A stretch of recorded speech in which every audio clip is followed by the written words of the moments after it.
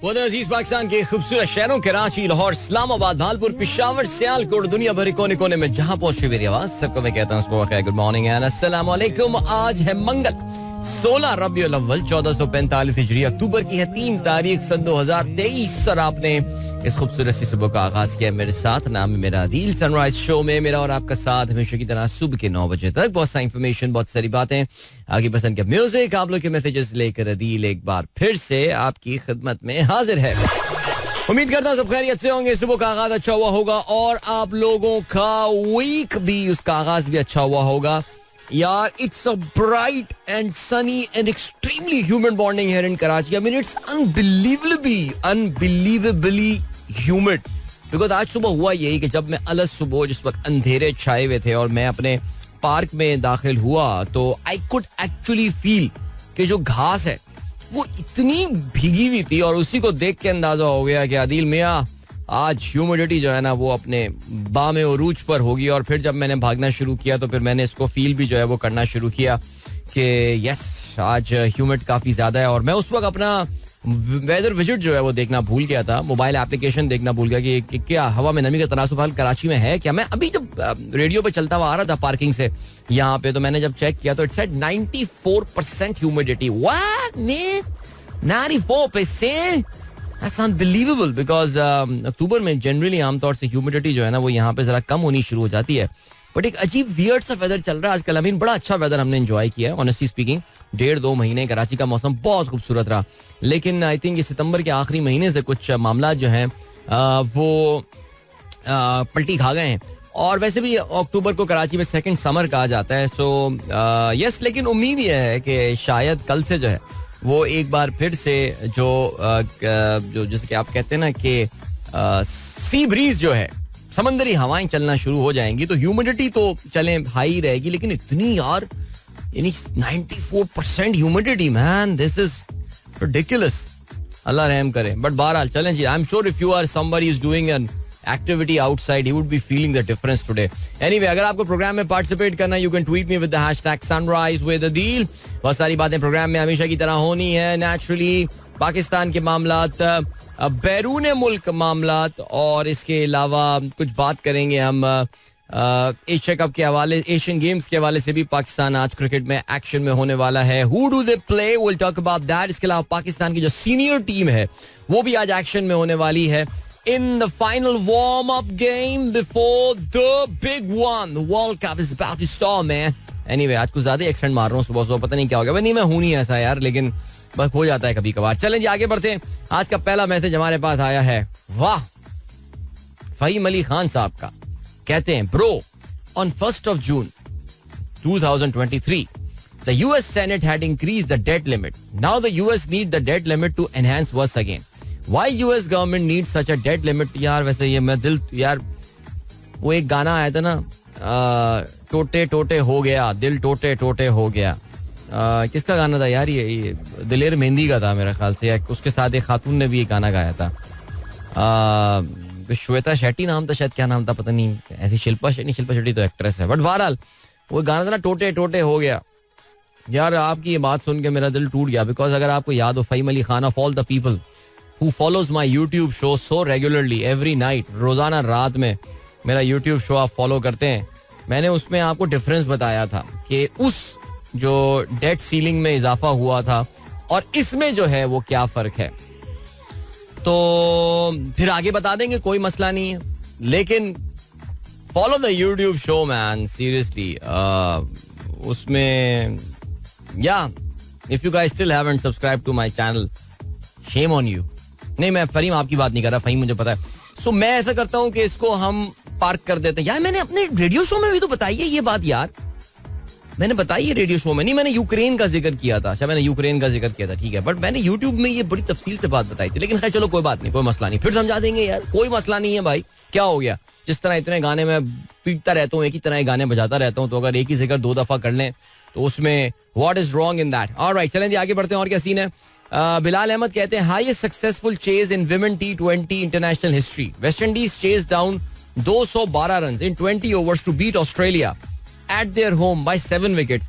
यार वैसे ये वेस्ट इंडीज की जो टीम है ये भी अजीब है, यानी नौजवानों की टीम के, लड़कों की टीम हो या लड़कियों की टीम हो, जब ये खेलने पे आते हैं तो कुछ भी कर लेते हैं, जब इनका मूड नहीं होता ना ये कुछ भी नहीं करते, ऐसा लगता है। वैसे आगे बढ़ते हैं, और क्या सीन है जी। अब्दुल रज़ाक साहब क्या कहते हैं, सैयारचा मलाला 2010 में नासा ने मुश्तरी और मरीख के दरमियान एक छोटा सा सैयारचा दरियाफ्त किया। इस सैयारचे को दरियाफ्त करने वाली टीम की दरख्वास्त पर सैयारों और सितारों के ऑफिशियल नाम देने की मजाज बैन अल-अक़वामी तंजीम ने उसका नाम मलाला यूसुफजई के नाम पर रखने की मंजूरी दे दी। वाह, सैयारचा मलाला। हाँ भाई, ये तो है, मगरिबी दुनिया में माशाल्लाह बड़ी इज्जत मलाला को जो है वो मिली है, और नोबेल पीस प्राइज आप जानते हैं वो भी उनको मिला है। पाकिस्तान में ज़ाहिर है हमारे यहाँ अनफॉर्चुनेटली बहुत बड़ी पॉपुलेशन उनको जो है वो शक की निगाह से देखती है, लेकिन बहरहाल चलें जी, जो भी है सिलसिला, Malala foundation is doing some good work here in Pakistan, so we should acknowledge that too. Alright, इसके अलावा साकिब शान कहते हैं, today in history, in 1990 Germany is united after the cold war. जी बिल्कुल, जर्मनी जो है वो उसने मगरिबी और मशरिकी जर्मनी जो है उनका आपस में एक बार फिर से संगम हुआ, और ज़ाहिर है इसकी बहुत बड़ी तारीख है। और ये जो fall of the Berlin wall था, ये इसकी मेटाफोरिकल यानी इसकी सिंबॉलिक इंपॉर्टेंस जो है वो बहुत ज़्यादा थी, और this is regarded as the end of the communism, as a system of government कहना ये चाहिए। और ज़ाहिर है आप ये जानते हैं कि एक डोमिनो इफेक्ट जो है वो शुरू हुआ इसके बाद से, बहुत सारे मशरिकी जो यूरोपियन ममालिक हैं वहाँ पे कम्युनिस्ट हुकूमतों का खात्मा शुरू हुआ, और इवेंचुअली जाके ये पूरा का पूरा मामला कल्मिनेट हुआ in the end of Soviet union. Soviet union को ऑफिशियली शिराजा जो है वो उसके तकरीबन 1 साल में जो है वो बिखर गया, और फिर बहुत सारी आज़ाद रियासतें जो हैं वो वजूद में आई, और फिर दुनिया जो है वो काफी अरसे के लिए एक यूनिपोलर वर्ल्ड जो है वो बन गई थी। There was no counterweight to what the Americans were doing, but या चलें जी आगे बढ़ते हैं, और क्या सीन है। अब्दुल रज़ाक साहब कहते हैं, लिवरपूल फुटबॉल क्लब इंग्लैंड ने FA पर $35,000 के हर्जाने का दावा कर दिया है, क्योंकि मोहम्मद सलाह के पास लुइस डियाज ने लंदन क्लब टॉटनहम हॉटस्पर्स के सामने गोल किया था, जिसे ऑफसाइड करार दे दिया गया था। हालांकि ऑफसाइड नहीं था, जैसे VAR ने भी जज किया। देखें, ये जो मैच हुआ है ना टॉटनहम हॉटस्पर्स और लिवरपूल के दरमियान, ये इंग्लिश फुटबॉल की हिस्ट्री के उन चंद मैचेस में ये कह देना कि सबसे ज्यादा बेमांटी इस मैच में हुई है, ऐसा कुछ भी नहीं है। मैनचेस्टर यूनाइटेड के लिए बड़ी बड़ी बेमांटियां हुई हैं भाई, जिस वक्त VAR नहीं होता था, और बड़े आम मैच। मैनचेस्टर यूनाइटेड लाडला क्लब था भाई, मान लें ये बात यार, मानते नहीं है सपोर्टर्स इसके। लेकिन जैसे अभी हर क्लब का एक टाइम आता है, ज़ाहिर है सिवाय आर्सेनल के, उन्होंने बहुत मेहनत की अपने तमाम ट्रॉफीज के लिए, वो कभी भी एस्टेब्लिशमेंट के फेवरेट नहीं थे। मैं इंग्लिश फुटबॉल एसोसिएशन के एस्टेब्लिशमेंट की बात, आई नो बहुत सारे लोग मेरी इस बात से अग्री नहीं करेंगे, ज़ाहिर है बिकॉज वो आर्सेनल को सपोर्ट नहीं करते, लेकिन सीन ये हुआ है कि इन्होंने जो ये मैच हुआ है टॉटनहम हॉटस्पर्स और लिवरपूल के दरमियान इस वीकेंड में, कि मैं तो आर्सेनल के मैच में मस्त था और जीत रहा था, आर्सेनल छाया हुआ था बोर्नमाउथ के खिलाफ। मुझे नहीं पता कि दूसरी तरफ क्या धांधलियां जो हैं वो हो रही हैं, धांधला हो रहा है, धांधला, मरियम नवाज बोलती ना, धांधला हुआ है। सो वो धांधला हुआ उस मैच में, और वाकई यार I think this match needs to be investigated कि यार इतने सारे भंडे एक ही मैच में कैसे हो सकते हैं। आई थिंक अंपायर्स का भी या रेफरीज का भी कोई सब्स्टिट्यूट होना चाहिए। भाई तेरी परफॉर्मेंस बहुत खराब है, बाहर आ जा भाई, चलो भाई भेजो किसी और रेफरी को। बट बहरहाल ये हुआ है मैच, ये बड़ी मुझे नहीं पता था कि लिवरपूल फुटबॉल क्लब ने जो है वो हर जाने का दावा कर दिया है, यानी उन्होंने कॉम्पनसेशन मांगा है। Wow, that is amazing. आगे बढ़ते हैं जी। अच्छा जी, साकिब साहब ने बहुत सारे मैसेजेस आज कर लिए, आप मुझे बताइए कि मैं आपको कौन से अब आपका ट्वीट जो है ना मैं शामिल करूं। FK न्याजी कहते हैं, भाई नवाज शरीफ को जलसा नहीं करना चाहिए, मीनार पाकिस्तान में डायरेक्ट घर जाना चाहिए।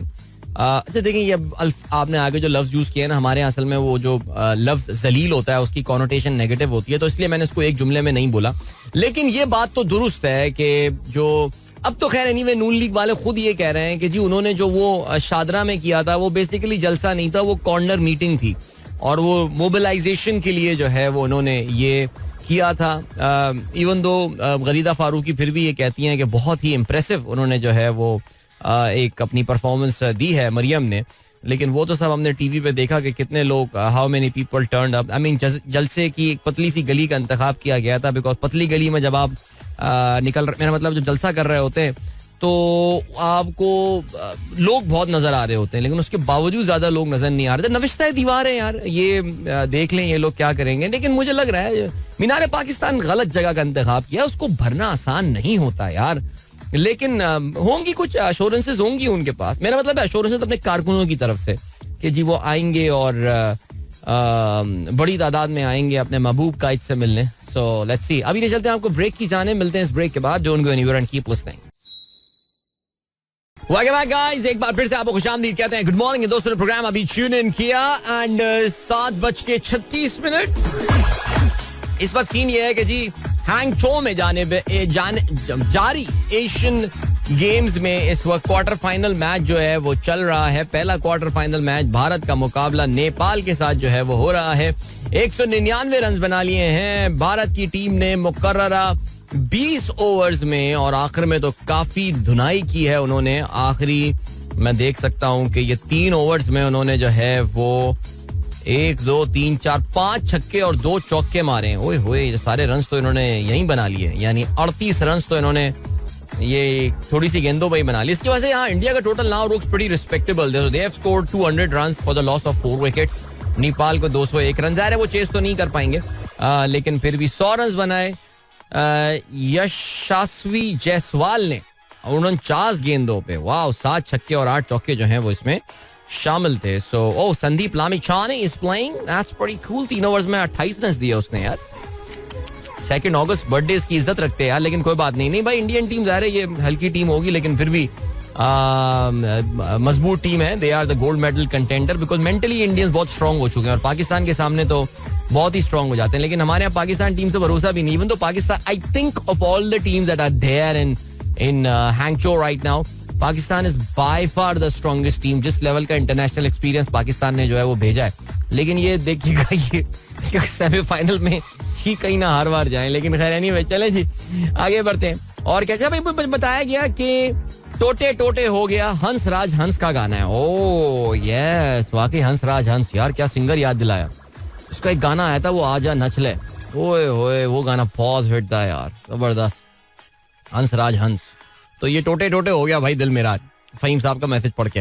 एनीवे भाई, यस्टरडे ड्यूरिंग लाइव शो आप का गुस्सा मैनेजमेंट की तरफ, यस्टरडे ड्यूरिंग द गुस्सा मैनेजमेंट की तरफ. अच्छा, पता नहीं यार, मेरे बड़े अच्छे ताल्लुकात हैं यहाँ मैनेजमेंट के साथ. तो ये तो सर्दी गर्मी खिज़ां बहार ये सब चलता रहता है. जिशान बेग साहब कहते हैं today is the 56th birthday of Ijaz Aslam. Oh, he was born on 3rd of October 1967. Pakistani actor, model, producer, fashion designer, entrepreneur, known for playing the lead as Roshu in his drama about debut Kashkol, which was telecast on NTM in 1993. वैसे यार वाकई Kashkol was such a groundbreaking and remarkable drama. I mean, एक बंदे की acting उसमें. And remember आलीजा, वो क्या character. Talat Hussain साहब छा गए थे यार वैसे आलीजा का कैरेक्टर करके. ओहो हो. लेकिन यार अच्छा, याद असलम हमारे दोस्त हैं यार बहुत अच्छे, और हमारे बड़े रेगुलर लिस्टर एक जमाने में जो है वो रहे. अब तो मेरे ख्याल से प्रोग्राम वो नहीं सुनते. अब तो मैं जब भी देखता हूँ इंस्टाग्राम पे वो अमेरिका में ही कहीं ना कहीं घूम फिर रहे होते हैं. वैसे तो खैर based he is still in Pakistan. But one good thing that we can learn of course from Ijaz Aslam is is the fitness part. I mean, आप ये देखिए माशाल्लाह, even at he's 56 year old, लेकिन आप इजाज की जरा फिटनेस वगैरह आप चेक कीजिए और माशाल्लाह he's super fit और आपको देखने से लगेंगे नहीं. 56 year old is a दादा अब्बू वाली एज होती है यार. लेकिन I mean imagine having a दादा अब्बू like इजाज असलम. just सोचें जरा इस बारे में. तो बहरहाल जी मैं मैं उनको बर्थडे विश कर दूं. अच्छा हुआ, उनको भी मैसेज करता हूं मैं. ठीक है जी, आगे बढ़ते हैं. फरहान रजा कहते हैं ब्यूटीफुल फॉगी मॉर्निंग. एक कब्जा कॉलोनी से मैसेज आया है और कहते हैं जी फॉगी मॉर्निंग है यार. ये फॉग कम, हेज ज्यादा लग रही है मुझे. लेकिन मैंने बताया ना कि आज ह्यूमिडिटी बहुत हाई है, इसकी वजह से जो है ना वो दैट्स द थिंग कि काफी आज ये है. आई थिंक कराची के जो आउटस्कर्ट्स हैं और कराची के जो बाहर के इलाके हैं वहां पे इस तरह फील हो रहा होगा. बशीर अहमद कहते हैं 14 अगस्त को भी हमने वो जोश जज्बा ना देखा. ये वर्ल्ड कप भी फीका सा लग रहा है. ऐसा लग रहा है कि सालन में नमक ना हो. या मेरे ख्याल से आई थिंक वाकई ये किसी ने बड़ी अच्छी बात नोट की है और अभी किसी ने मेरी इस तरफ तवज्जो दिलाई कि अदील कुछ साल पहले तक वर्ल्ड कप जब भी आ रहा होता था एक माहौल सा बना करता था और वो इस बार माहौल बनता हुआ नजर नहीं आ रहा और इसमें सारे brands used to play a very important role कि उनके गाने आया करते थे और पेप्सी अपना एक गाना लेकर आता था.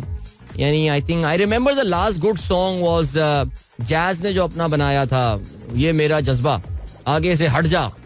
वो किसका गाना था? अली जफर ने. यार बहुत बहुत फिट गाना था यार वो. और 2011 का वर्ल्ड कप पता नहीं, मैं समझता हूँ आखिरी वर्ल्ड कप जिसको मैंने सही मानों में इमोशंस के साथ देखा था ना वो 2011 का वर्ल्ड कप था. I don't know why but मुझे वो मतलब 2015-19 या देखा वर्ल्ड कप बिल्कुल. इस बात तो वाकई आप सही कह रहे हैं कि उस लेवल की एक्साइटमेंट नजर नहीं आ रही. ज़ाहिर है I think it's overall about the situation of the country perhaps. और मेरे ख्याल से I think everyone is depressed these days. ज़ाहिर है वो सोचना चाहिए डिप्रेशन के हवाले से. जो ज़ाहिर है मुल्क को डिप्रेशन में लेकर आए हैं कम से कम डिप्रेशन की दवाएं दे दें सब लोगों को. एक बड़ी मशहूर दवाई होती है ना वही बांट दें फ्री के. अच्छा डिप्रेशन हो रहा है ये दवाई खाओ फ्री. जेनेरिक मेडिसिन बांटें पाकिस्तान में. सो ताकि लोगों का डिप्रेशन कम हो. बिकॉज और तो कोई मुझे सोर्स लग नहीं रहा डिप्रेशन कम होने का सिवाय एंटी डिप्रेशन खाने के. सो वाकई वो माहौल बन नहीं रहा वर्ल्ड कप का. सीरियसली सोचे खिलाड़ी भी शायद ऐसे ही सोच रहे होंगे कि अबे कौम भी चले ठंड है छोड़ यार अपने बच्चे खिलाओ अपने बंदे खिलाओ. सो या चलें जी आगे बढ़ते हैं. और क्या सीन है?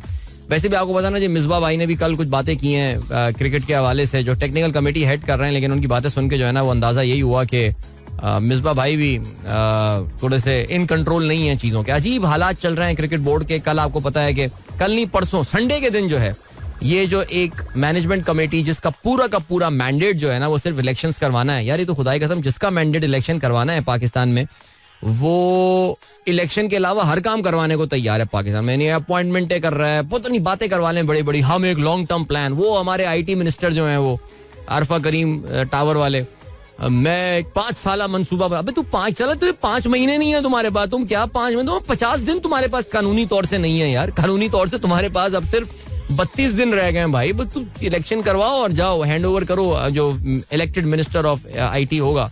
लेकिन उनकी प्लानिंग तो पाकिस्तान में जिन जिन को इलेक्शन करवाने वो इलेक्शन के अलावा हर काम करवाने को पाकिस्तान में तैयार हैं.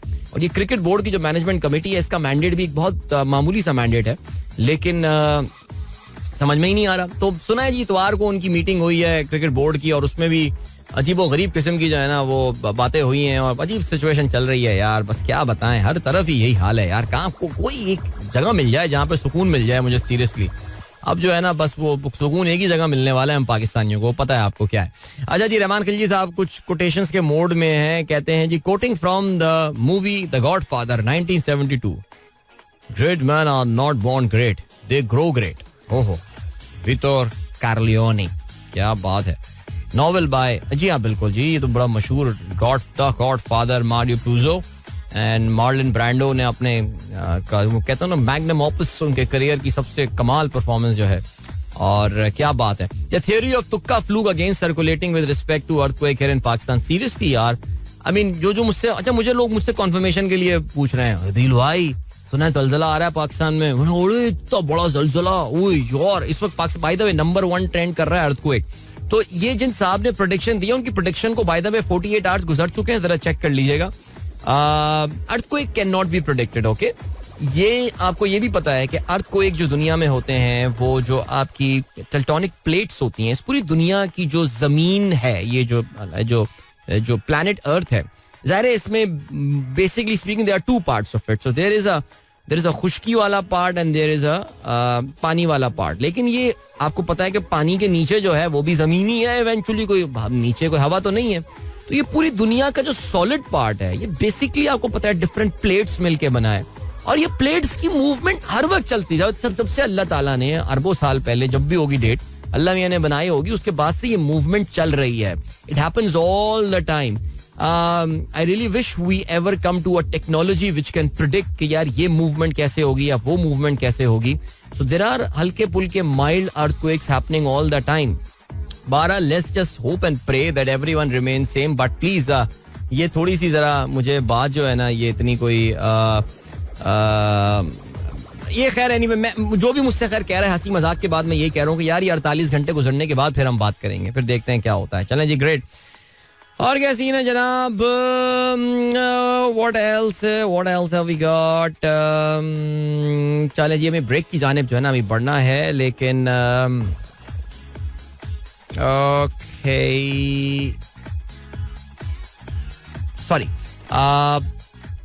मोहम्मद अशफाक कहते हैं, Adeel, last week there were lots of talk about US government shutdown. We heard that this week few years as well. Last few years as well. What is happening in the government couldn't avoid shutdown in recent history? मैंने इस पे काफी तफसीली बात की है sir. Ashfaq साहब, मैं फिर बात कर लेता हूँ इस पे, ठीक है? वैसे यार थोड़ी सी काइली हमारे एंड पे भी है. यानी ये जो इतनी लंबी टॉक दी हुई थी मैंने इत्तेफाक से, हाँ वो यूट्यूब में शायद मैंने दी थी, उसको हमें अलग करके, इवन तो हम कोशिश करते हैं लेकिन थोड़े से स्लो है, नाकाम हो जाते हैं इस चीज में. उन टॉक्स को निकाल के हमें जो है ना वो पोस्ट करना चाहिए जल्दी जल्दी.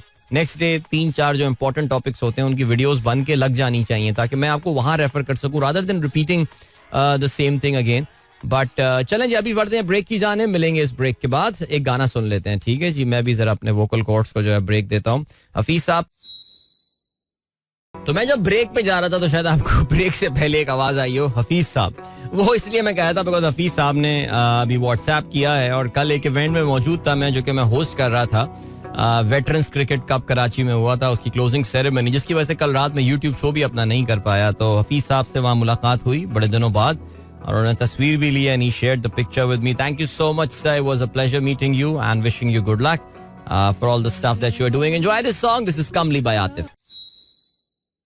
Welcome back, guys. It's a nice song, yaar. Atif, well done. This was composed by Saad Sultan, by the way. And Saad had done a lot of work for Ali Sethi, by the way. और बहुत समझदार music arrange करता है साथ. और this is also very well done. So this was the Bulle Shah, and hope you guys enjoyed that song. और जबरदस्त ठीक हो गया जी.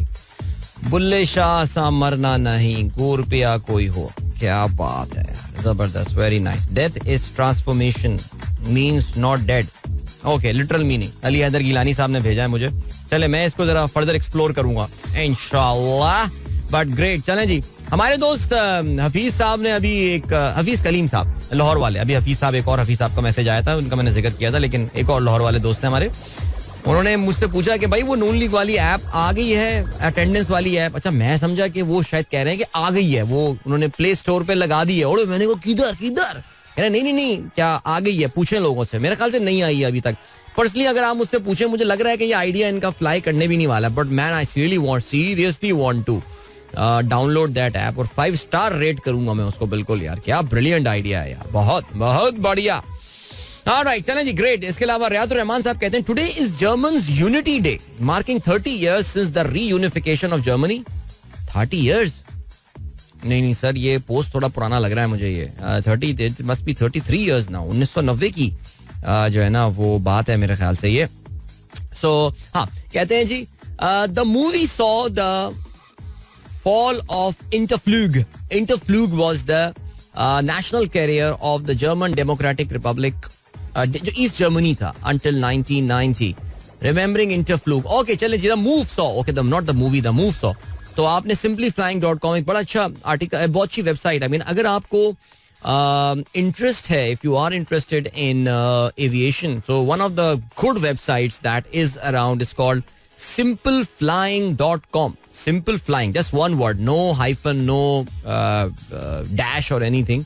Simpleflying.com. उसका आपने एक आर्टिकल शेयर किया है. ईस्ट जर्मन एयरलाइन की आपने बात की, इट वाज कॉल्ड इंटरफ्लूग. लेकिन आपको पता है कि फिर जब जर्मन मर्ज हो गया, so these airlines they became, there was just one airline which was Lufthansa, और जर्मन नेशनल फ्लैग कैरियर, बहुत जबरदस्त एयरलाइन है. और इनकी छोटी छोटी और बहुत सी एयरलाइंस हैं. I think they own the Air Austria as well. इसके अलावा the Austrian airline, they own I think Swiss airlines जो है, उसमें भी इनके कुछ स्टेक वगैरह हैं, वो काफ़ी ज़्यादा हैं. सो ज़बरदस्त है, क्या बात है, ज़बरदस्त है. Okay, this movie is love, कहती हैं सादिया सरमद. एक कैफियत है एंड द म्यूजिक उफ, सरमद्स बेस्ट वर्क. सरमद्स बेस्ट वर्क, भाई नाम मुझे लग रहा है सरमद लोग जिनके नाम में होता है क्रिएटिव होते हैं बहुत ज़्यादा. सादिया, क्या ख्याल है वैसे? बट ये कमली आई थिंक मूवी है, और haven't seen the movie, but if you say so, I'm sure it would be good. Okay, Ishal and Ishmal's यार एक तो ये बहुत कंफ्यूज हो जाता हूँ, ये इशमल तो अगर सिंगल ए के साथ है तो इशमल है, राइट? इशमाल नहीं, इशमाल है, इशाल एंड इशमाल से हाय अदील अंकल. भाई एक बार फिर से जरा प्रोनाउंस कर दें नाम यार. सॉरी डॉक्टर साहिबा, डॉक्टर नौशीन. और क्या सीन है? ओके ठीक है सादिया, पॉइंट नोटेड. चलें जी देखते हैं आज की आम खबरें क्या हैं. अखबारात तो मेरे पास नहीं है, so I am totally relying on the online editions right now. Dawn.com लिखते हैं novel justification for variations in delimitation. Okay. Election Commission of Pakistan says parity required between different constituencies of district, not province. PTI fears indefinite delay in polls, requests CJP to intervene. देखिए जी बात बड़ी simple है और वो ये है कि हमारे काफ़ी सारे जो मुफक्किरीन हैं पाकिस्तान के इस वक्त, उनको कहना ये है कि अगर चीफ जस्टिस ऑफ पाकिस्तान को वाकई, जो जाहिर है पाकिस्तान के सुना है जो आइन की एक माइक्रो कॉपी अपनी जेब में डाल के घूमते रहें, हर जगह उसका प्रचार भी करते हैं ना, जहाँ तकरीर करते हैं आइन की वो बुकलेट उठा के दिखाते हैं. अगर उनको वाकई आइन से इतना मोहब्बत और प्यार है तो जाहिर है पाकिस्तान का आइन अपने टूटने के एक बार फिर से अमल से गुजरना शुरू हो गया है. मैं इसलिए ये बात कर रहा हूँ बिकॉज आप जानते हैं कि इलेक्शन का जो शेड्यूल है वो तकरीबन कोई 45 दिन पहले जारी किया जाता है. और आप ये भी जानते हैं कि अब हम जो ऑफिशियल डेट है इलेक्शन की उससे सिर्फ अब 33 दिन जो है वो दूर रह गए हैं पाकिस्तान के आइन के मुताबिक. So we have already started missing the deadlines. So ये बाकी सारी चीज़ें छोड़ के, टेलीविजन कवरेज, ये सारी चीज़ें और तकरीरें और ये सब छोड़ के, हिकायात जो हम देख रहे हैं कि कज़ा के उस मनसब पे बैठ के वो हमें सुना रहे होते हैं. He needs to ensure that the constitution of Pakistan is followed. But let's see क्या होता है. अच्छा जी, और क्या कहते हैं जी, बिलावल का भी एक बयान आया हुआ है और बिलावल कहते हैं PPP won't sit around and wait for poll schedule. Bilawal asked to hold political parties accountable for endorsing delay in election. Farhatullah Babar decrees talk of poll delay. तो पीपल्स पार्टी ने बज़ाहिर दिखाने को इस पूरे मामले में आपको पता है वही गुड कॉप और बैड कॉप हो रहा है. पीपल्स पार्टी इसमें गुड कॉप वाला रोल खेल रही है. बाकी हमें पता है अंदर खाने सारी पार्टियां ये, और I think time and again ये बात प्रूव भी हो चुकी है कि जितना भी ये अपने आप को या जितने भी मीडिया के लोग ये बात को फैला सकेंगे पीपल्स पार्टी नाराज है, पीपल्स पार्टी ये, वी नो दैट इनकी आपस में जो है वो अंडरस्टैंडिंग है हर चीज के हवाले से. यार तेरा ये रोल है, तेरा ये रोल है. आगे बढ़ते हैं जी. इंटीरियर मिनिस्टर से security personnel involved in cross border smuggling to face court martial. हाँ जी, कल ये सरफराज बुख्ती का जो है कहना है कि जी जो फौज के वो अफराद जो कि स्मगलिंग में इन्वॉल्व हैं, और उन्होंने बड़ी हिम्मत कर दी भाई ये दिखा के, बोल के कि देखें जी ये कोई हवा में तो स्मगलिंग तो हुई नहीं है, ये सड़कों के थ्रू, ट्रकों के थ्रू हुई है.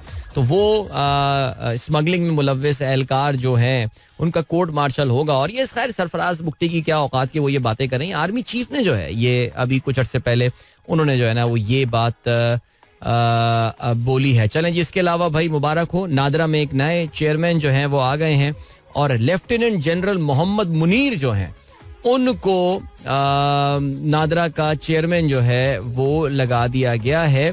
और ये जो आपकी इंटरिम गवर्नमेंट है उसने नोटिफिकेशन जो है वो भी जारी कर दिया है.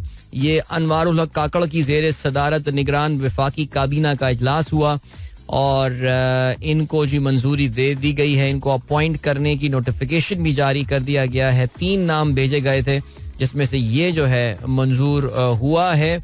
और इस पे ये बेसिकली इनका अपना ताल्लुक कुछ IT की फील्ड से है और ठीक है, अब इनको लगा दिया गया है. जाहिर है इस पे आप जानते हैं कि मीडिया पे एक सर्टन रिस्पांस आया है. मैं तो सना बुच्चा का जवाब देख के मैं हैरान, उनका ट्वीट देख के हैरान रह गया था कि इनको क्या हो गया भाई. she should be very happy about it because she is a big endorser of this system. So I don't know. Shahbaz शरीफ कहते हैं 21 अक्टूबर का दिन पाकिस्तान की तारीख में यादगार दिन बनेगा. वैसे ये बात शहबाज शरीफ साहब ने बिल्कुल दुरुस्त बोली है. 21 अक्टूबर का दिन एक्चुअली पाकिस्तान की तारीख में एक बड़ा यादगार दिन बनने वाला है और ये यादगार रहेगा. ये काफी सारे लोगों को बड़ा रियलिटी चेक मिलने वाला है. इसमें PTA का ये कहना है मोबाइल सिम्स की दोबारा तस्दीक का कोई फैसला नहीं हुआ. ओके. सऊदी एविएशन की PIA को परवाजों की आमद में रवानगी और ताखीर पर वार्निंग.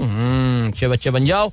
इमरान खान की जमानत की 9 दरख्वास्तें मुस्तरद करने का फैसला कलअदम करार दे दिया गया है. और ये भी याद रहे जी कि इमरान खान साहब को कल कोर्ट में प्रेजेंट करने का जो है वो कहा गया है, शाह महमूद कुरैशी और इमरान खान दोनों को.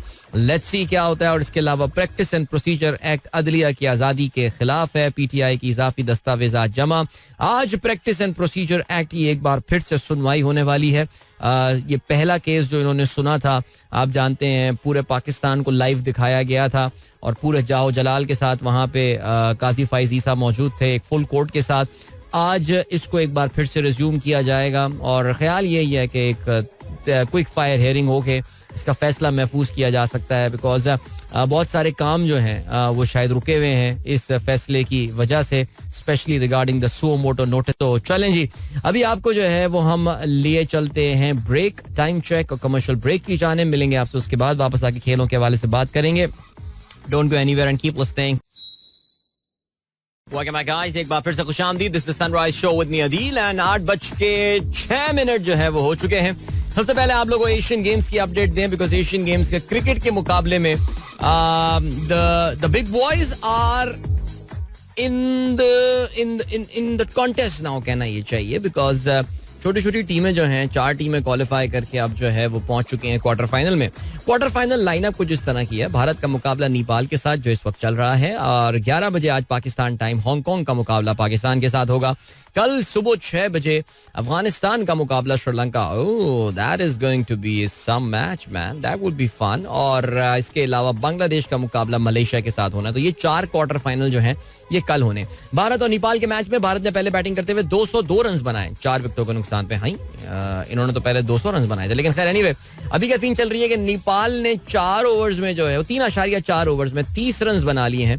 उनका अभी अभी पहला खिलाड़ी जो है वो आउट हुआ है और आसिफ शेख जो है वो अभी आउट हुए हैं एक छक्का और एक चौका मारने के बाद अवीश खान की गेंद पर.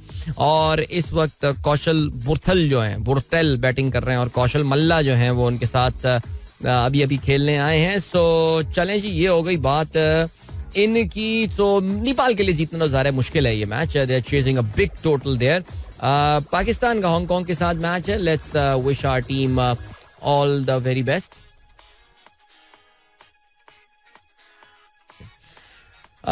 Let's wish our team all the very best. और क्या सीन है, चलें जी, ग्रेट. इसके अलावा ठीक है, इस वक्त इन्होंने, हमारे दोस्त ने पीटीवी स्पोर्ट टीवी पे आ रहा है मेरे, बड़े दिनों बाद ये टीवी चला है यार, कई सालों बाद सीरियसली. चाइना और जापान के दरमियान बैडमिंटन का मैच चल रहा है. ओके चलो जी, और क्या सीन है. चलो, ये हो गई बात जरा एशियन गेम्स के. बाकी एशियन गेम्स में हालात पाकिस्तान के पतले चल रहे हैं बिल्कुल यार. और वो हुआ यही सीन है कि कल स्क्वॉश में भी सारे लड़के हार गए हमारे, और उसके अलावा वो नासिर इकबाल भी हार गया, आसिम भी हार गया, सब हार गया. हॉकी की टीम भी हार गई, सब हार गया यार, सब हार गया. हम भी हार गए यार, हारे नहीं तो हार रहे हैं. बट खैर चलें जी, आगे बढ़ते हैं. इसके अलावा पाकिस्तान क्रिकेट की मजीद बात कर लेते हैं. भाई, पाकिस्तान आज अपना वार्म अप गेम खेलने वाला है ऑस्ट्रेलिया के खिलाफ Rajiv Gandhi international cricket stadium Hyderabad में. और ये मुकाबला पाकिस्तानी वक्त के मुताबिक 1:30 बजे जो है वो शुरू हो रहा होगा. और याद रहे जी, दिस इज द लास्ट. हर टीम को 2 वार्म अप गेम्स खेलने थे. पाकिस्तान को पहले वार्म अप गेम में एक यकतरफा मुकाबले के बाद जो है वो न्यूजीलैंड ने शिकस्त दी थी. तो अब क्या ऑस्ट्रेलिया भी पाकिस्तान को यकतरफा मुकाबले के बाद शिकस्त देगा, और will Pakistan team put up any kind of a fight, that remains to be seen. तो चलें जी, कल जो 2 वार्म अप गेम्स जो हैं वो खेले गए, उसमें इंग्लैंड और न्यूजीलैंड ने जो है वो कामयाबी हासिल की. न्यूजीलैंड ने डकवर्थ एंड लुइस सिस्टम के तहत साउथ अफ्रीका को 7 रन से शिकस्त दी. और पहले बैटिंग करते हुए न्यूजीलैंड ने 321 रन बनाए. जवाब में साउथ अफ्रीका की टीम को 37 ओवर्स जो रिवाइज टारगेट मिला था उसमें उनको 218 बनाने थे, बट दे स्कोर 211 रन. ये मैच जो है वो त्रिवुअनंतपुरम में होना था. अच्छा, अब ट्रिवेंडम के पास जो है ना, वो ज़ाहिर है आपको पता है कि उनको बेचारों को कोई भी मैच नहीं मिला वर्ल्ड कप में.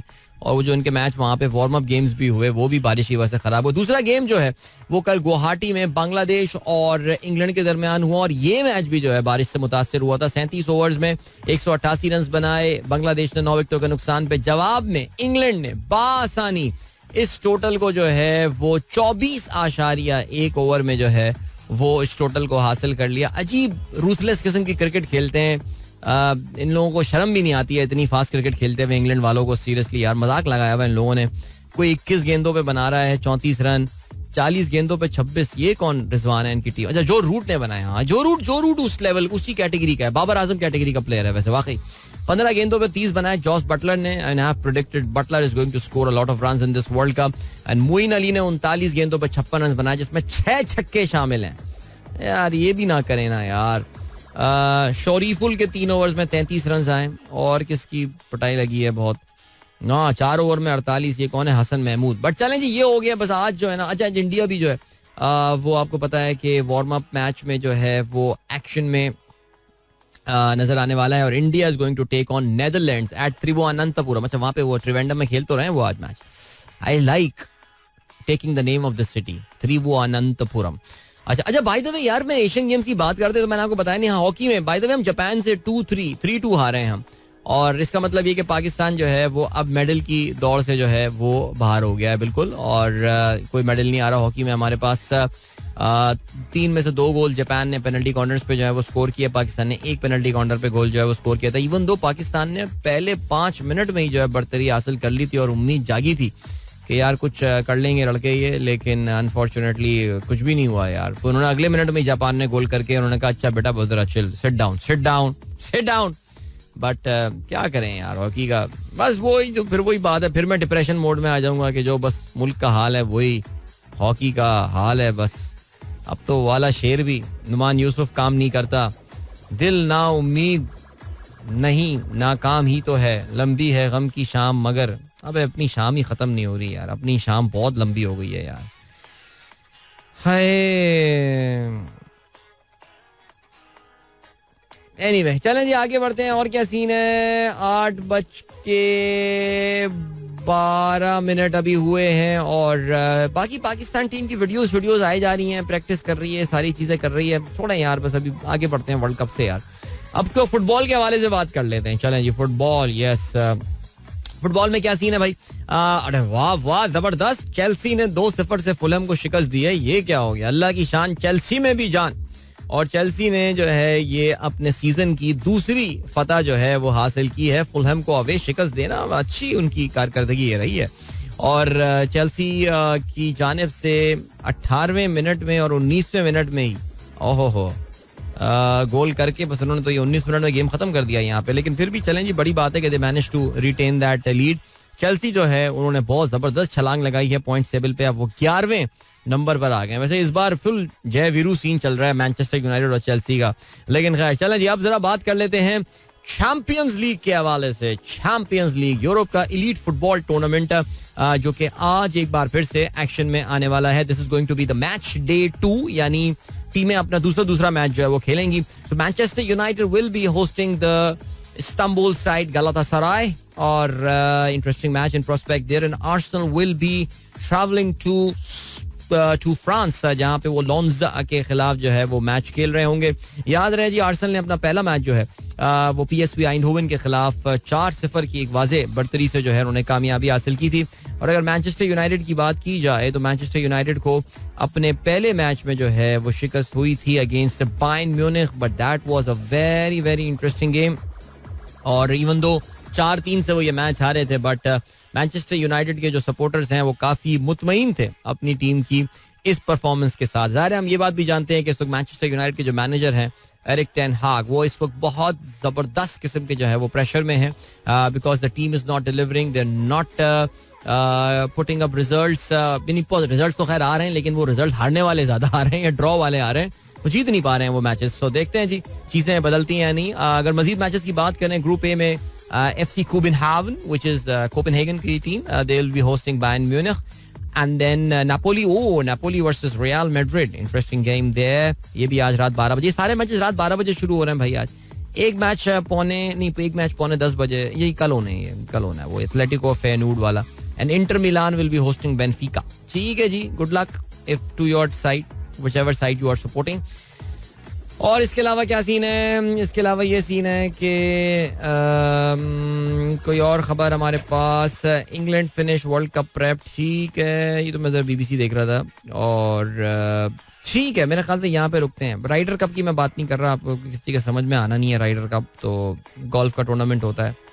ऐसी कल मैं खबर सुन रहा था राइडर कप की कि जी यूरोप ने जो है वो अमेरिका को शिकस्त दे दी. मुझे अपना जमाना है नौजवानी याद आ गया यार. और यार मैं कितना रिलीजियसली ये गोल्फ के टूर्नामेंट्स फॉलो किया करता था यार, बट वो भी एक टाइम था. चलें जी, अभी लिए चलते हैं आपको ब्रेक की जानिब. मिलेंगे आपसे इस ब्रेक के बाद. So don't go anywhere and keep listening. इसके बाद एक गाना सुनेंगे, ठीक है जी. So catch you in a bit. Alright, that was Ali Azman as Ben with Rangila. Hope you guys enjoyed that song. जल्दी आप लोग के मैसेजेस प्रोग्राम में शामिल करते हैं because काफी देर से काफी सारे मैसेजेस जो हैं वो जमा हो चुके हैं और मैंने उनको शामिल नहीं किया. भाई हमारे दोस्त आकिफ जो हैं वो इस वक्त कतर एयरवेज की फ्लाइट से जो है वो प्रोग्राम सुन रहे हैं. कहते हैं good morning from the flight deck of Qatar Airways. So wherever you are flying to brother, wishing you a safe and prosperous journey. आगे बढ़ते हैं जी. Then we have got Jahangir, कहते हैं have you discussed in your radio programme about American debt ceiling. Yes okay. So भाई ये जो America में पंगा हुआ है ना, अच्छा यार ऐसा करते हैं अभी ब्रेक के बाद आगे ना जरा इस पे बात कर लेंगे American debt ceiling. Everyone is asking about that. ठीक है जी. मैंने कल जब यूक्रेन पे बात की थी तो मैंने काफी तफसील के जिक्र किया था, लेकिन आप लोगों ने सुना ही नहीं यार. बट खैर चलें जी, आगे बढ़ते हैं. और क्या सीन है. जिब्रान कहते हैं in the 2000 when we saw Howard Webb as the referee in the Manchester United match, you just know that you had a good chance of winning. मैं आपको बता रहा हूँ हावर्ड वेब तो लेजेंडरी यूनाइटेड का प्लेयर था यार. मेरा मतलब है यूनाइटेड को सपोर्ट करने वाला रेफरी था और he was a United legend. और था यार, थी, होता है मेरे ख्याल से होता है. कुछ ईपीएल एस्टेब्लिशमेंट या कुछ ना कुछ डिसाइड करते हैं कि इस बार मुझे लग रहा है कि इस बार पूरा स्पर्स के नाम का तो नहीं निकला, या कम से कम लिवरपूल को सप्रेस तो नहीं करना. ये भी हो सकता है. ब्रो फहीम अली खान, मैं ब्रो सुनता हूँ और मुझे पता है किसका मैसेज आ जाता है. We know that all your relative, include your sister, mother and chachu, all listen to your show. But tell us, does your better half listen to your show? Usually that particular segment didn't. नहीं भाई, हमारी बेगम साहबा नहीं सुनती programme. ना वो मेरा programme सुनती हैं, ना कोई प्रोग्राम देखती हैं. कभी कभार चलते फिरते घर में कोई टीवी पे चल रहा हो, यूट्यूब या कुछ, तो वो एक कमेंट जरूर दे देती हैं कि यार वो जरा लाइट देख लीजिएगा, आपका क्लोजअप बहुत ज्यादा है, इसको जरा आप जूम आउट कर दें. ये वो एक मशवरा देकर जो है ना वो खातून चली जाती हैं. उसके beyond no, she doesn't listen or watch any of my my performances and all. So yeah, I think her call. क्या कह सकते हैं. ठीक है, fine. By the way, talking about Sarwar चाचू, भाई सरवर चाचू अभी सुन तो नहीं रहोगे, मगर सरवर चाचू की अभी फ्लाइट है थोड़ी देर में. सरवर चाचू भी छुट्टियों में कनाडा जा रहे हैं भाई, जबरदस्त. तो wishing him a safe journey, Sarvar Chachu and Fauzi Chachi. They are going to Canada, so have fun. I'm pretty sure you guys are going to have a great time there. So amazing. चलें जी. इसके अलावा उमैर बाबर कहते हैं song तो ये था यार 99 का क्रिकेट वर्ल्ड कप का, तू है कहाँ. अरे हाँ यार, ये 99 का गाना था. जो अपने आप को ढूंढ ले वो आसमां और जमी है. ओहो, अच्छा गाना है, ढूंढते ही चलाएंगे यार जरा. ये कोई गाना नहीं चल रहा तो क्या हो गया यार, हम ही अपना गाना चला लेते हैं कोई यार. नुमान खालिद कहते हैं lack of international cricket at home for long time, fixing scandal of 2010 and 2011 Mohali debacle actually sucked the enthusiasm for cricket out of most of 80s and 90s children. PSL might have brought some new fan, but those in 30s and 40s are probably done. No, I don't agree with this assertion. No, I don't think so. Honestly speaking, इसका कोई ताल्लुक, I mean, वो तो कोई interest ना लेने वाली बात is a different thing all together. मेरा ये ख्याल है कि वो जो ब्रांड्स की इन्वॉल्वमेंट होती है, तो क्या ब्रांड्स इसलिए नहीं कर रही. Jazz is not producing a cricket song. Jazz is not producing a cricket song because they don't sponsor Pakistan cricket team anymore now यार. अब मसला ये पाकिस्तान क्रिकेट टीम को स्पॉन्सर कर रही है ब्राइटो पेंट एंड फलाना पेंट और ये वो, पता नहीं ये लोग गाने क्यों नहीं बनाते हैं, मुझे समझ में नहीं आ रहा. पार्क व्यू वाले गाना बनाते हैं, इतना पैसा है यार अलीम खान के पास. वो खैर वो उसका पैसा आजकल आपको पता है दूसरी तरफ लग रहा है ज्यादा, लेकिन ये कर रहे हैं भाई, क्यों नहीं. Who's stopping Pepsi from coming up with a song यार. I mean seriously, Pepsi of all the brands, उनका तो गाना आ जाना चाहिए तब तक. कोई ना कोई बनवा लें किसी से यार, उन्हें क्या फर्क पड़ता है. एनीवे, साद नजीब साद कहते हैं I want to ask if ex-employer is not giving settlement amount, not responding to the email, is there anything that can be done legally or contacting any government department? Well, legally send him a legal notice यार, hire some lawyer, मिले किसी वकील से, तो बड़ा अच्छा प्यारा सा सिविल सूट आपका बन जाएगा. आप जो है वो किसी वकील की खिदमत हासिल करें. बहुत ही घटिया हरकत होती है अगर कोई एक्स एम्प्लॉयर जो है वो अमाउंट को सेटल ना करे और एक्स एम्प्लॉयर. सो या you always have the legal, वो पैसा आपका है यार. अगर वो प्रोविडेंट फंड वगैरह का पैसा है, all this is your money, gratuity है. If that is according to the company's policy. So go for it यार, गो फॉर इट. ठीक है जी. कोई हेल्प चाहिए हो, कोई वकील अगर इनको हेल्प करना चाहे तो वो साथ की जो है ना वो हेल्प कर सकता है. इसके अलावा locally assembled Hyundai Santa Fe. वाह जबरदस्त भाई. Hyundai ने हाँ Santa Fe का लॉन्च किया है. लाहौर में उनका एक लॉन्च इवेंट हुआ था. I think Tabish was hosting that. Any idea और कमेंट्स ऑन रेकॉर्ड? नहीं, Santa Fe is the top of the line SUV यार. और बट इशू यही है कि वो जाहिर है मार्केट जरा लिमिटेड. खैर एनीवे आपको पता है कि कोई भी आप मैन्युफैक्चरर व्हीकल मैन्युफैक्चरर के पास जाएंगे तो वो आपको बताएगा कि भाई इस वक्त जो सबसे महंगी वाली गाड़ियां हैं वो बिक रही हैं और सस्ती वस्ती गाड़ियों में ज्यादा प्रॉब्लम आ रही है इस वक्त बेचने में. बिकॉज अल्लाह सलामत रखे, माशाल्लाह हमारी हुकूमत पाकिस्तान बहुत बड़ी बायर है. हमारे कुछ इदारे हैं जो कि बहुत बड़े बड़े बायर्स हैं बड़ी बड़ी गाड़ियों के. सो दुआ करें कि हमारे कोई सिविल सर्वेंट DMG ग्रुप ये जो हैं सब यहाँ पे किसी को ये गाड़ी पसंद आ जाए अगर सेंटा फे, तो वो फिर हमारे जो DCs तस्वीरें लगा रहे होते हैं कि मुझे इस कलर की गाड़ी नहीं उस कलर की गाड़ी मिल गई है, मुबारक हो. सो हो सकता है वो सेंटा फे चलाना शुरू कर दें. It is an SUV at the end of the day, why not. Welcome back guys, एक बार फिर से खुशामदीद. Sunrise Show with me Adeel. 8:37 हो चुके हैं. गुड मॉर्निंग दोस्तों ने प्रोग्राम ट्यून इन किया. तो भाई अर्थक्वेक आएगा या नहीं, इस वक्त हर जगह यही डिस्कशन चल रहा है. और सुबह भी हमने इस मुद्दे के ऊपर, इस टॉपिक के ऊपर मैंने हल्का सा टच अप ऑन किया था.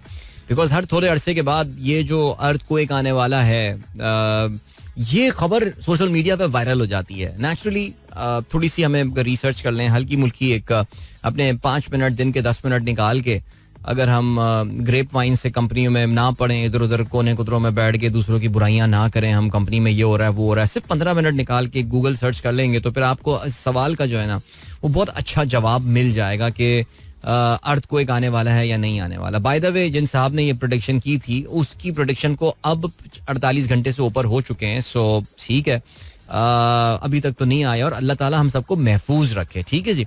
लेकिन आपको पता है कि जो नेचुरल डिजास्टर्स होते हैं, इन नेचुरल डिजास्टर्स में the natural disaster which is close to impossible to predict, I mean very very rare probability. See वो एक बड़ी अंग्रेजी की एक बड़ी अच्छी एक कहावत है जो कि मुझे बड़ी पसंद है, जिसे कहते हैं ना broken clock is right twice a day. यानी एक टूटी हुई घड़ी भी जो है वो दिन में 2 दफा सही टाइम बताती है. समझ रहे होंगे आप क्या इसका मतलब है.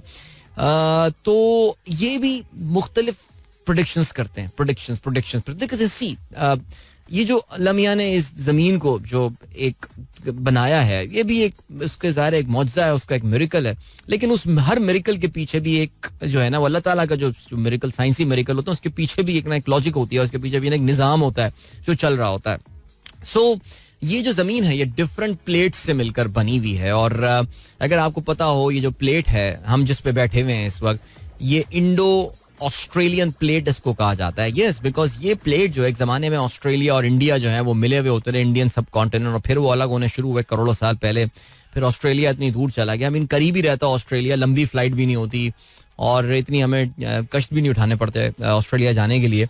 लेकिन सिमिलरली बहुत सारे देखें ना, अगर आप दुनिया का नक्शा देखेंगे तो आपको अंदाजा होगा, वो ऐसा लगता है कि साउथ अमेरिका जो है वो जैसे कहीं उसका पार्ट लगा हुआ होगा अफ्रीका के साथ और वो पार्ट निकल के अलग हो गया और वो फिर जो है ना वो अलग चलेगी. इसी वजह से आपको पता है कि दुनिया के बहुत सारे हिस्से हैं जहाँ पे कुछ मखसूस किस्म के जानवर पाए जाते हैं जो किसी और जगह नहीं पाए जाते, बिकॉज वो करोड़ों साल पहले ही वहीं, लाखों साल पहले ही वहीं पे अलग होके वो जब आइलैंड्स बन गए थे तो फिर वो जानवर वहीं पे ही रह गए और किसी और जगह पे जो है वो नहीं जा पाए. सो दुनिया ये इनको टेक्टोनिक प्लेट्स कहा जाता है और ये प्लेट्स जो हैं ये मिल के इस जमीन का रब्त जो है ये बरकरार रखी हुई हैं.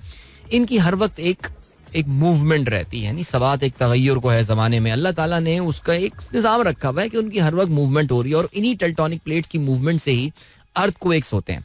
हम मैंने आपको बताया जिस प्लेट पे बैठे हुए हैं, बेसिकली पाकिस्तान का जो शुमाल मशरिकी इलाका है और पाकिस्तान का जो शुमाल मगरबी इलाका है, ये बेसिकली इस प्लेट की एक तरह से एक उसकी लिमिट है ये. और उसके बाद से फिर जो है ना वो दूसरी प्लेट के साथ कहीं इसका जो है ना वो मिलाप हो रहा होता है. इसी वजह से ये जो हिंदू कश के इलाके हैं और ये जो पाकिस्तान अफगानिस्तान बॉर्डर है, यहाँ पे बहुत रेगुलरली अर्थक्वेक्स आ रहे होते हैं, बहुत फ्रीक्वेंट अर्थक्वेक्स आ रहे होते हैं. और सिर्फ ये नहीं है, दुनिया में और बहुत सारे ऐसे इलाके हैं. आप जानते हैं जापान साइज्मिकली एक बहुत ही एक्टिव जोन में है. आपको पता है कि फिर आतिशफशानी जो बहुत सारे आतिशफशां भी वहाँ पर मौजूद हैं. सिमिलरली यूरोप के जो जनूबी इलाके हैं वो तो इस तरह दुनिया में कुछ मखसूस इलाके हैं जहाँ पे ये प्लेटें आमतौर से मिल रही होती हैं. वो बहुत ज़्यादा एक्टिव जोन्स होते हैं जहाँ पे इस तरह के मामलात हो रहे होते हैं. लेकिन इतनी साइंस की तरक्की और सब चीज़ों के बावजूद यू कैन नॉट प्रेडिक्ट कि कहाँ पे अर्थक्वेक होने वाला है और किस साइज का होने वाला है. बिकॉज हम जिस जमीन के मैस की बात कर रहे हैं वो इतना बड़ा है कि उसकी जो मूवमेंट है it's very difficult to predict. It's unlike कोई साइक्लोन आ रहा है जिसको प्रेडिक्ट करना आसान है, सैलाब को प्रेडिक्ट करना आसान है. इसलिए मैंने आपको बताया कि इन तमाम जो कुदरती आफात हैं इसमें जलजले को प्रेडिक्ट करना एक बड़ा, it's near impossible to predict that because we just don't have the science to do that. So ये जो साहब ने बात बोली है वो आप क्या उनको पहले फॉलो करते आए? Do you know about the number of predictions that he have made just because he got that one right when it came to Morocco? Does it mean that he is going to get this one right? खुदा ना खास्ता because of Pakistan. So please थोड़ा सा हम जरा science को यहाँ पे इन्वॉल्व करते हैं. अल्लाह ताला हम सबको महफूज रखे. पाकिस्तान में जिस तरह की घटिया कंस्ट्रक्शन हुई हुई है, कभी आप कराची के डिस्ट्रिक्ट सेंट्रल जाएं, जरा लालू खेत की गलियों में चले जाएं, 80-80 गज के प्लॉटों पे जो है वो 5-5 मंजिला घर बने हुए हैं. अल्लाह ताला पूछेगा उन लोगों को जिन्होंने इस पे अप्रूवल के सिग्नेचर्स दिए हैं किस तरह इर्ताश हो रहा होता है, किस तरह इन्हीं बिल्डिंगें हिल रही होती हैं जब वहाँ पे लोग सीढ़ियों पे चढ़ रहे होते हैं. मैंने सुना है लोगों से. और मैं जब आखिरी बार लालू खेत की गलियों में गया था तो मैं भी जाके देख के जो है ना वो परेशान हो गया था कि या अल्लाह ये तो हमारे सर पे गिर रही हैं. ये जरा सी भी हल्की सी जमीन शेक होगी और आप सोच सकते हैं कि किस लेवल का डिजास्टर यहाँ पर. अल्लाह ताला हम सबको पाकिस्तान को महफूज रखे. इस वक्त तो पाकिस्तान पे मर्फीज लॉ जिसे कहते हैं वो अप्लाई हुआ हुआ है. Anything that can go wrong will go wrong for this country right now.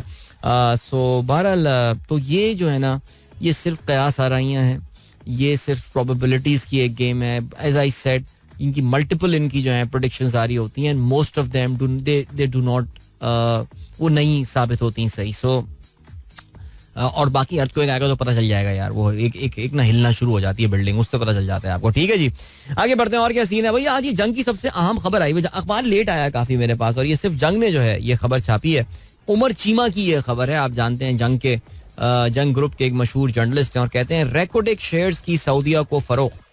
Pakistan ने सरमायाकारों को रागिब करने के लिए गौर शुरू कर दिया. कैनेडियन कंपनी के मंसूबे में रियाज का भी इजहार दिलचस्पी. अच्छा, मुझे ऑनेस्टली ये खबर पढ़ के ये अंदाजा हुआ था जैसे शायद ये ट्रांजैक्शन हो गई है. बिकॉज आपको पता है कि अब हमारे पास बेचने के लिए अपने घर के बर्तन ही बचे हैं.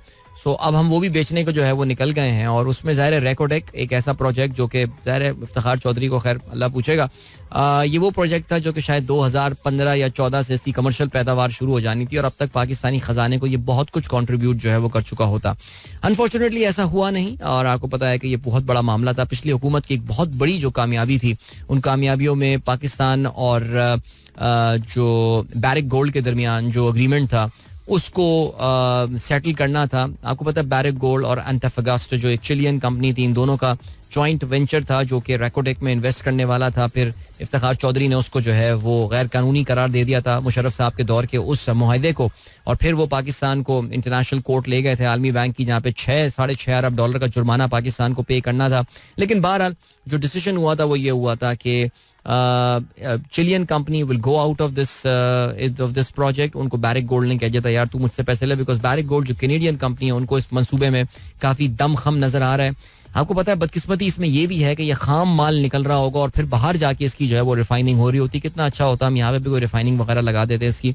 लेकिन खैर ये सऊदीज इन्वेस्टर्स का इसमें आना, ये आज से कोई 5 महीने पहले हमने पहली बार बात सुनी थी कि सऊदीज को जो है वो एक सर्टन शेयर जो है वो बेचा जाएगा. लेकिन उमर चीमा की ये रिपोर्ट पढ़ के मुझे अंदाजा हुआ है that it is going to take some time. I mean कहते हैं कि जी अभी भी जो है वो इजहार दिलचस्पी और ये सारी बातें हो रही हैं. याद रहे जी इस मंसूबे में 50% शेयर जो हैं वो बैरिक गोल्ड के हैं जो कैनेडियन कंपनी है. पाकिस्तान के 3 विफाकी इदारों के 25% और बलूचिस्तान हुकूमत के 25% शेयर इसमें शामिल हैं. सो बलूचिस्तान हुकूमत को तो मेरे ख्याल से शेयर इससे जो है वो शायद नहीं देंगे, लेकिन हुकूमत पाकिस्तान जो विफाक के 3 इदारों के पास जो इसमें 25% शेयर हैं वही हम शायद सऊदीज को ऑफर कर रहे होंगे. सो आप देख सकते हैं 75% हो सकता है पाकिस्तानियों के पास इस प्रोजेक्ट का आएगा ही नहीं, और सिर्फ 25% हुकूमत बलूचिस्तान को मिल रहा होगा. बस यार, अल्लाह ताला ये वक्त ना दिखाए किसी भी मुल्क को अपने इतने अच्छे अच्छे असासे हमें फरोग करने पड़े. लेकिन क्या करें जी, आगे बढ़ते हैं और वापस आके जरा बात कोशिश करते हैं. कुछ डोनाल्ड ट्रंप साहब का भी जिक्र करें. बातें करने को बहुत सारी हैं, लेकिन क्योंकि आज सवालात की नौयत देख के मुझे लगा है कि आप लोग का अमेरिका की जो ये अजीब एक शट डाउन के हवाले से सवालात काफी लोग पूछ रहे हैं, उस पर जरा थोड़ी सी हम जो है ना वो नजर डाल देते हैं. तो वापस आते हैं थोड़ी देर में, अपने डिस्कशंस को हम जारी रखेंगे. Don't go anywhere and keep listening. Welcome back guys. अच्छा भाई, सबसे पहले मोईज अंसारी साहब हमारे दोस्त जो हैं, अरे यार सीरियसली स्पीकिंग बहुत मुझे शर्मिंदगी हो रही है. उन्होंने बहुत देर पहले मैसेज किया था मुझे 8:15 बजे. उनके दोस्त जैन उनके साथ बैठे हुए थे जिनकी आज सालगिरह थी. तो वो तो अब कह रहे हैं जी मैंने उनको ऑफिस ड्रॉप कर दिया. सर अक्सर ऐसे ही होता है. मैं पता है ऑनेस्टली स्पीकिंग जो मैसेजेस शामिल कर पाता हूँ ना, यानी जो मैं 8:15 के बाद भी जो मैसेजेस शामिल करता हूँ वो 1 घंटे पुराने मैसेजेस होते हैं. उसके बाद फिर रह जाते हैं मैसेजेस, बिकॉज शो में इतना कंटेंट वगैरह भी होता है और ये सब सिलसिला होता है. तो बहुत माजरत मेरी तरफ से. बट बहरहाल जी, मुईज साहब उनके दोस्त जैन जो हैं, उनके कॉलीग हैं, उनको मेरी तरफ से हैप्पी बर्थडे. राइट, खुश रहिए भाई, खुश रहिए. ओके जी, और क्या सीन है? और ये सीन है कि ओके जरा जल्दी से बात कर लेते हैं यार अमेरिका में जरा ये शटडाउन के हवाले से. तो ये सबसे पहले तो ये कि शटडाउन अवर्ट हो गया है, यानी अमेरिका में शटडाउन, ख्याल था कि जी 1 अक्टूबर को अमेरिका में शटडाउन हो जाएगा. अच्छा, सबसे पहले मैं बता चलूँ, या जल्दी बताता हूँ बातें, मैं रिपीट कर रहा हूँ ये सारी बातें. So this is different from the इससे पहले जो शटडाउन की बातें की गई थी वो ज्यादा सिवियर था. व्हाई? बिकॉज आपको पता है कि अमेरिका डेफिसिट पे चलता है. दुनिया के ज्यादातर ममालिक डेफिसिट पे चल रहे होते हैं. इसका मतलब ये होता है कि उनके खर्चे ज्यादा होते हैं, उनकी आमदनी जो है वो कम होती है. ठीक है जी. तो जब खर्चे ज्यादा होते हैं और आमदनी कम होती है तो फिर आपको क्या करना पड़ता है? आपको कर्जा लेना पड़ता है. ठीक है, अमेरिका बहुत कर्जा लेता है. अमेरिकन हुकूमत की मैं बात कर रहा हूँ, और ये मैं वफाकी हुकूमत की बात कर रहा हूँ, यहाँ पे मैं उनकी स्टेट हुकूमत की बात नहीं कर रहा. जो इससे पहले जून के महीने में जो डेट क्राइसिस इनका आया था, जो डेट सीलिंग का, नाउ प्लीज रिमेंबर ये डेट सीलिंग थी, यानी कर्जों की हद जो है वो एग्जॉस्ट हो गई थी. अमेरिकन हुकूमत कितना कर्जा ले सकती है, तो उन्होंने उस कर्जे की हद को बढ़ा दिया था. ठीक है, और ये हर 1.5-2 साल बाद ऐसा ही कर रहे होते हैं, बिकॉज ये बात तो इनको आना नहीं है, और ये कहते हैं कि ये अनसस्टेनेबल है. अमेरिकन हुकूमत के जो फाइनेंसेस हैं दे आर नॉट सस्टेनेबल. तो इनको तो जो है वो कर्जा लेते रहना. उनकी क्लॉक है अमेरिका में, बाकायदा एक जगह एक इदारे ने एक क्लॉक लगाई हुई है जो हर वक्त ये बता रहा होता है कि किस तेजी से अमेरिका की हुकूमत का जो कर्जा है वो बढ़ता जा रहा है. Will they ever default on that? Well, it's tough because they can print dollars, लेकिन अगर वो डॉलर प्रिंट करेंगे नेचुरली तो उससे इन्फ्लेशन भी आएगी. लेकिन खैर अभी हम उससे बात नहीं करते. हम सिर्फ ये बता देते हैं कि भाई ये कर्जे की हद थी जिसको उन्होंने पूरा कर लिया था, और अब मजीद कर्जा लेने के लिए और कार्य हुकूमत चलाने के लिए उनको इस हद को बढ़ाना था. ये कानूनी हद थी. भाई साहब आपको पता है पाकिस्तान में भी एक फिस्कल डेफिसिट की, एक फिस्कल डिसिप्लिन एक्ट मुशर्रफ साहब हुकूमत छोड़ के गई थी, उसके मुताबिक भी आपका जीडीपी का एक सर्टेन परसेंटेज जो है वो उसके बियॉन्ड नहीं जाना चाहिए आपको. लेकिन हमारे यहाँ खैर इसको कोई फॉलो करता नहीं है.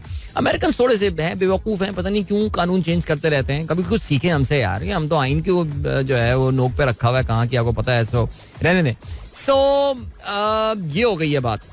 वो उस वक्त कर्जे की हद थी. अभी जो हुआ है वो हुआ है अमेरिका के वफाकी बजट के हवाले से. भाई बजट होता है ना, एक बजट होता है और वो प्रेजेंट हुआ जाता है और वो पास किया जाना होता है, और जब वो बजट पास किया जाता है तो फिर उसके बाद हुकूमत के इदारों को जो है वो फंडिंग मिलती है और गेम जो है वो स्टार्ट होती है और तनख्वाहें जाती हैं और बाकी सारे काम जो है वो हो रहे होते हैं.